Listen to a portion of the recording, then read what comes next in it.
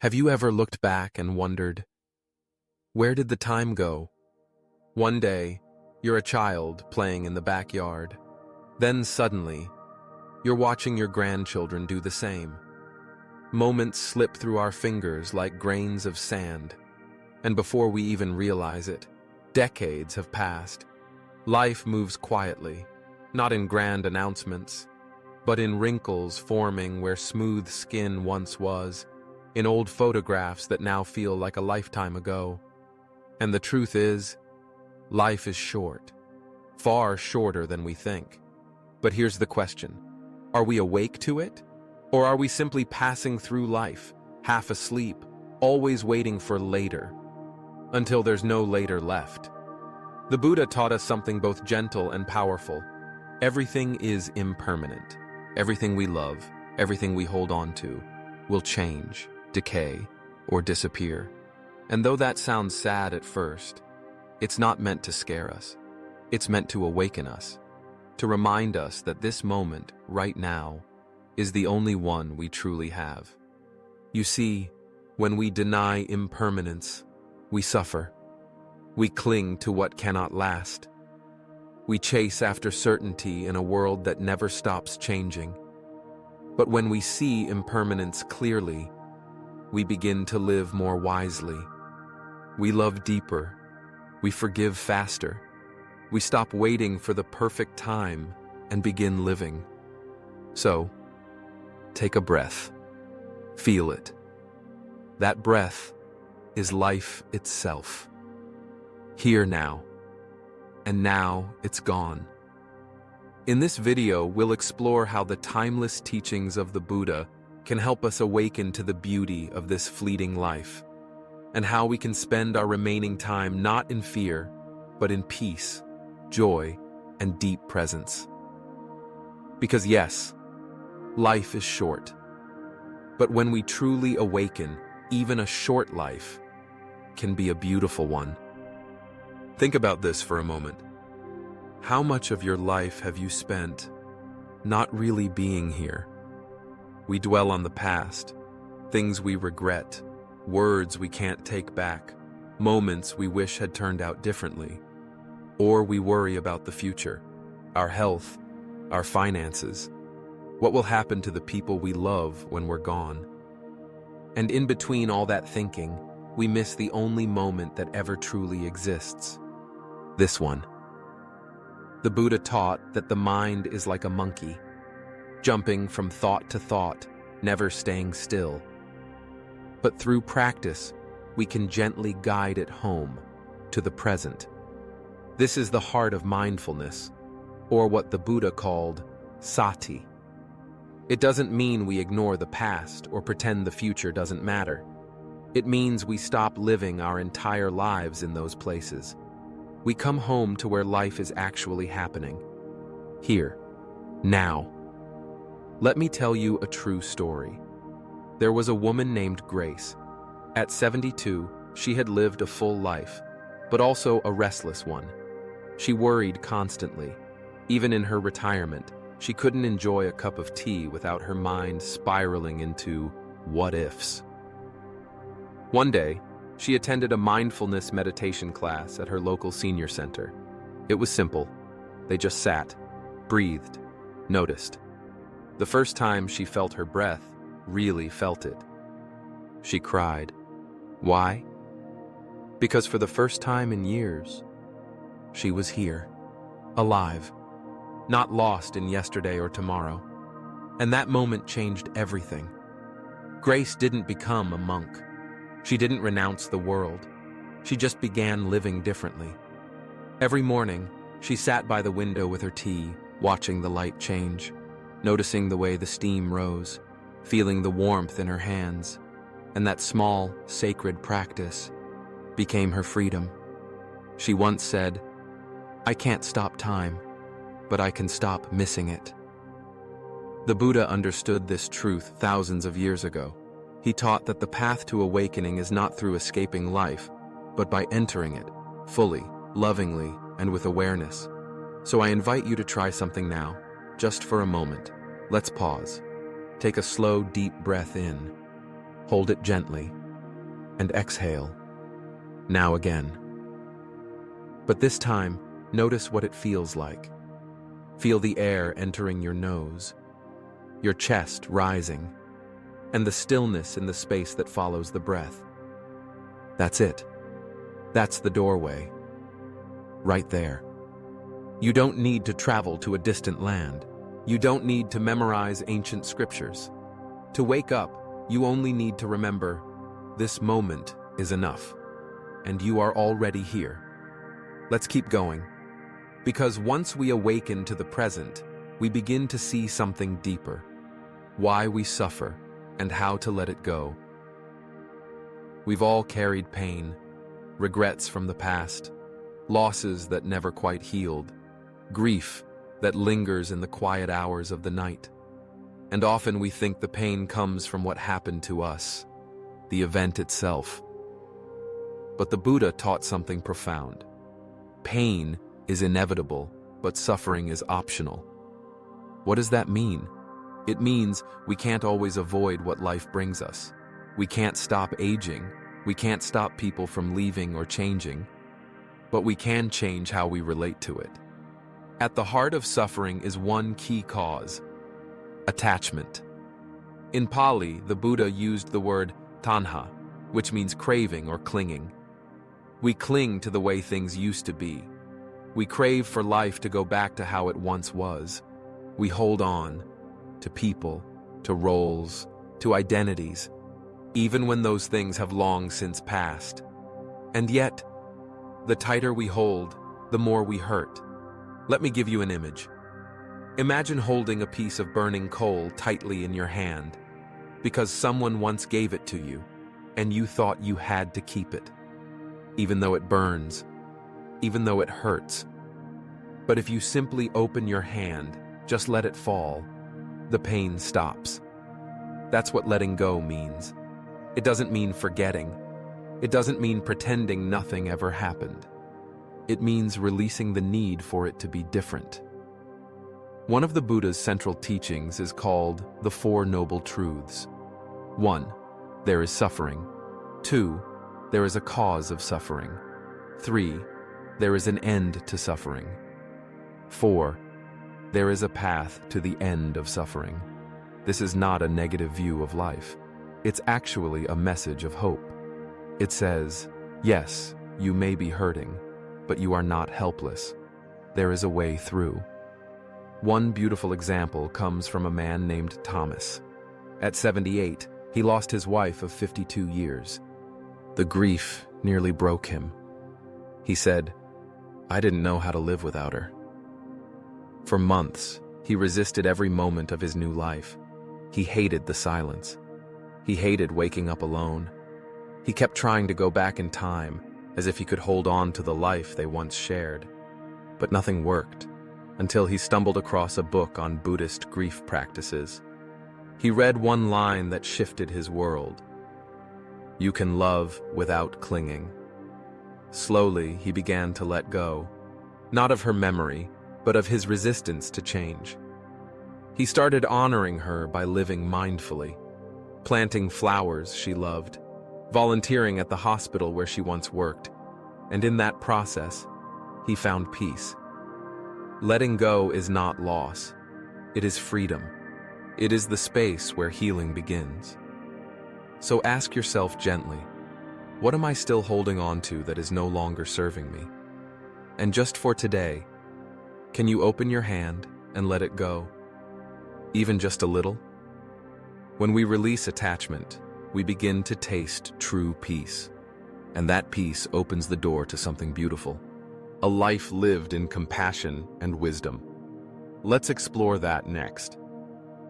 Once we begin to let go of what no longer serves us, a new space opens inside us. A quiet, steady space where something deeper can grow. And in that space, the Buddha invites us to plant two seeds: compassion and wisdom. In Buddhist teachings, these are not just noble ideas. They are the foundation of a meaningful life. Let's begin with compassion. The Buddha taught that when we look deeply into our own suffering, we begin to see the suffering in others. And from that understanding, a natural, sincere wish arises.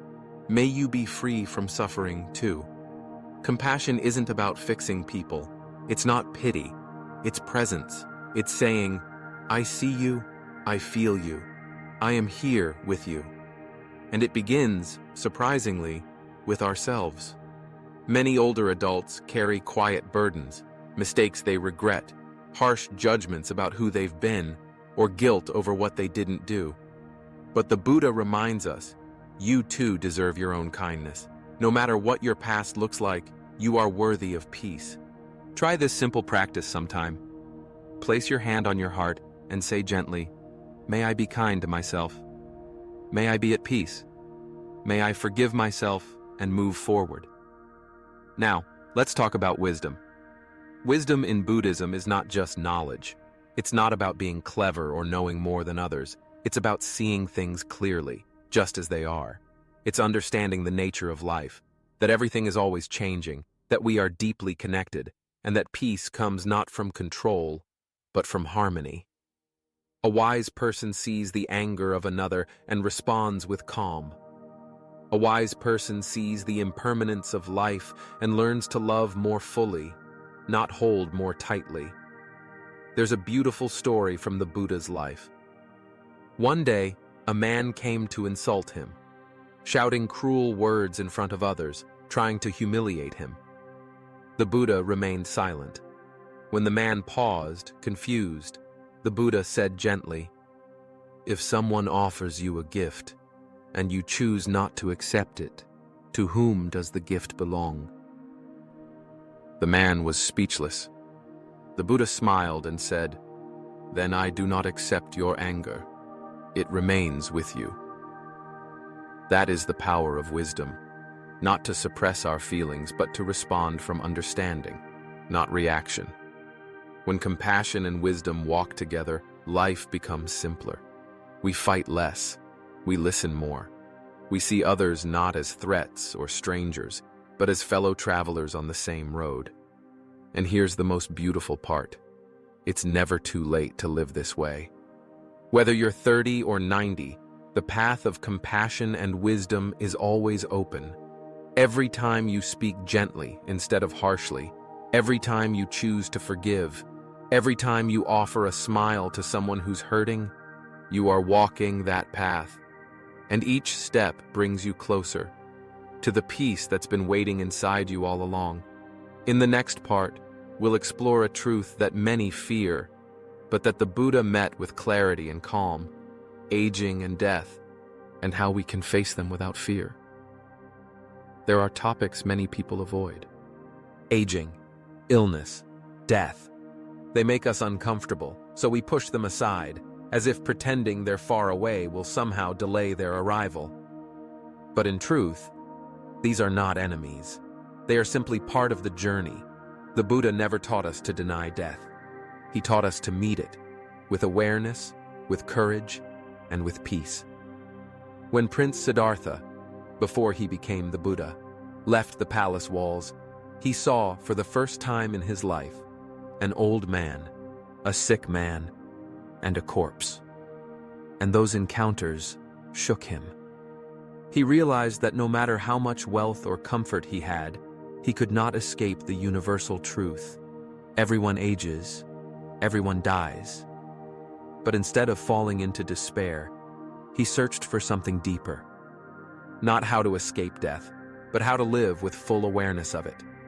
And what he discovered was this: when we stop fearing death, we begin truly living. Let's pause here. If you're listening to this now, perhaps you felt the weight of time. Maybe your body isn't as strong as it once was.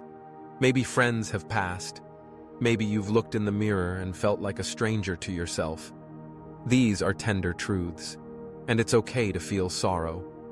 But what the Buddha reminds us is that this body, this life, was never meant to last forever. Just like a flower, beautiful, vibrant, but destined to fade. Its impermanence doesn't make it less precious. It makes it more. In Buddhism, there is a powerful practice called Maranasati, mindfulness of death. It may sound grim, but it's not about morbid thoughts. It's about remembering that death is certain, but the time of death is uncertain, and that knowing can wake us up. When we understand that our time is limited, we stop wasting it on petty arguments, on worrying about things that don't matter, on living someone else's idea of life. Instead, we turn inward. We ask the real questions. Have I lived with love? Have I made peace with myself? What do I want to leave behind?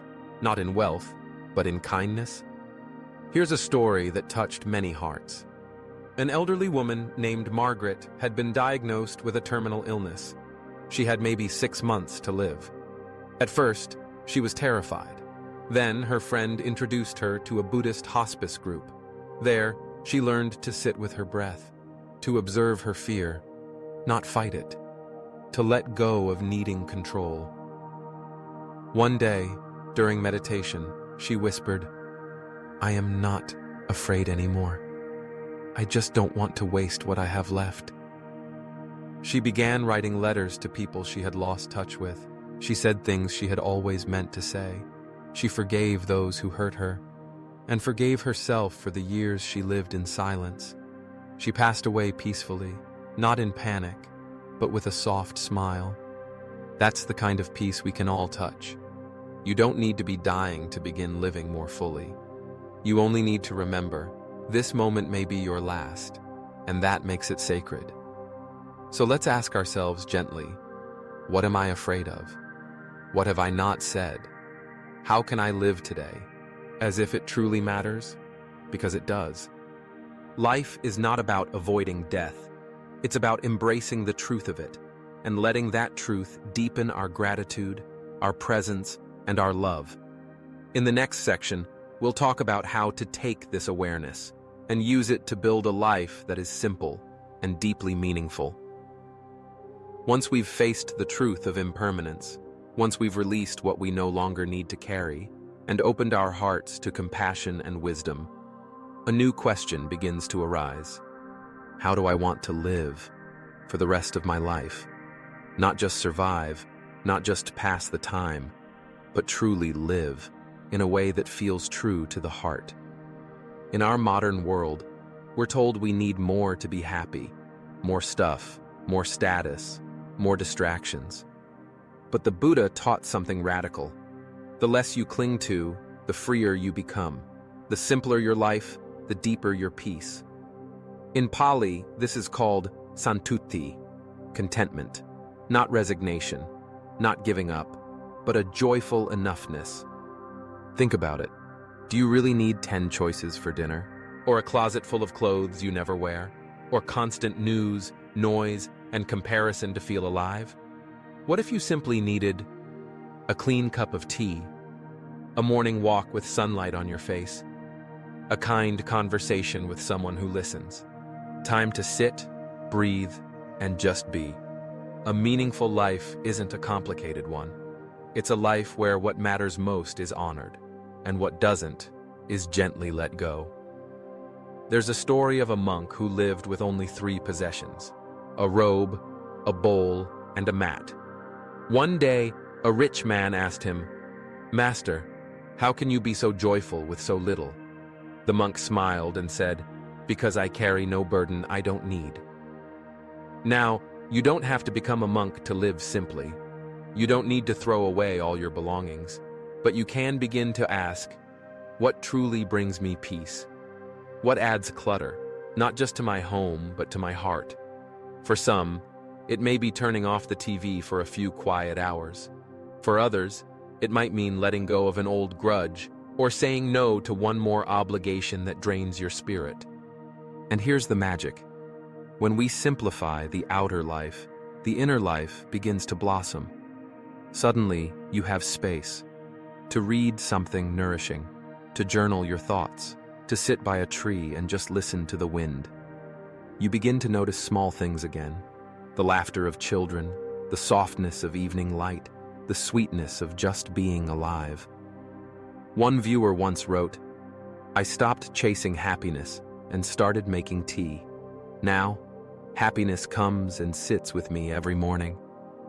That is the power of simplicity.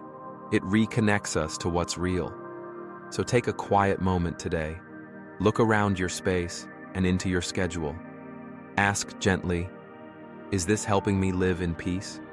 Or is this just filling space that longs to be still? Because your life doesn't need to be full of things. It just needs to be full of meaning. And meaning is found not in what you own, but in how you live. In our final section, we'll reflect on everything we've explored and offer a gentle call to action for your heart and your path ahead. Let's pause for a moment. Take a slow, deep breath in and exhale gently. You've come a long way in this journey, not just through words and teachings, but into the heart of your own life. Let's take a moment to reflect together. We began by remembering that life is short, that time is always moving, and the only way to truly live is to awaken now. We explored how to return to the present moment, where life is happening, not in yesterday or tomorrow, but right here, in the breath, in the silence, in this very second. We learned to see attachment as the root of suffering, and that letting go is not a loss, but a doorway to freedom. We opened our hearts to compassion and wisdom, not as lofty ideals, but as ways of moving through the world gently, lovingly, with clarity. We faced the truth of aging and death, not with fear, but with grace, understanding that when we accept impermanence, we begin to live with greater tenderness and truth. We found strength in simplicity, in a quieter, deeper way of life, where contentment becomes our wealth and small moments become sacred. And now, we arrive here, with all that wisdom resting softly in your heart. So what now? What does it mean to awaken in your own life? It doesn't require you to change everything overnight. You don't need to sell your belongings, meditate in a cave, or become someone else. All it takes is a quiet decision inside you, to slow down, to pay attention, to live not from habit, but from intention, to speak with kindness, to listen without rushing, to breathe fully, deeply, and often. The Buddha once said, "As a candle cannot burn without fire, man cannot live without a spiritual life." That spiritual life begins, not in books or temples, but in the everyday choices you make. So ask yourself, softly, what is one thing I can release today? What is one thing I can do more mindfully? Who can I forgive? Who can I love more deeply? Starting now. Maybe it's a phone call you've been putting off. Maybe it's 5 minutes of silence each morning. Maybe it's simply standing outside, feeling the sun on your skin and saying, "Thank you for this life." Because this life, imperfect, aging, fragile, fleeting, is still a miracle. And you are part of that miracle. Let this be your practice, to live gently, to love completely, to let go freely, and to awaken moment by moment. The time is now. Life is short. Awaken now. Live wisely, and walk your path in peace. Thank you for joining me in this reflection. May your heart be calm. May your days be meaningful, and may your life be full of light.